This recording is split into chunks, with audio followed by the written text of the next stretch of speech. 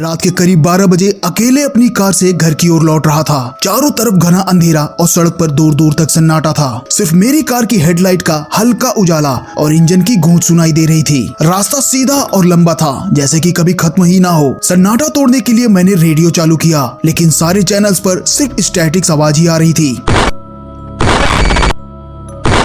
अचानक एक चैनल पर हल्की सी लेकिन स्पष्ट आवाज सुनाई देती है, तुम्हारे पीछे कोई है। मैं चौंक गया और तुरंत पीछे देखने लगा, लेकिन वहाँ तो कोई भी नहीं था। अचानक मेरी कार की हेडलाइट के सामने एक आकृति दिखाई दी। कोई आदमी था जो बीच सड़क पर खड़ा था, बिल्कुल ना हिलते हुए।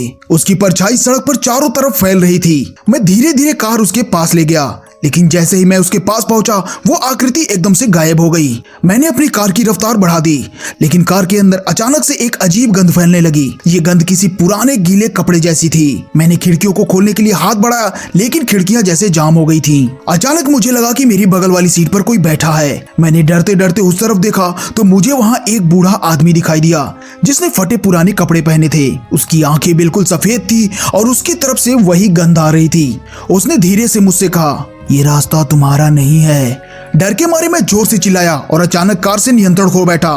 कार सीधे सड़क से नीचे जाकर एक पेड़ से टकरा गई।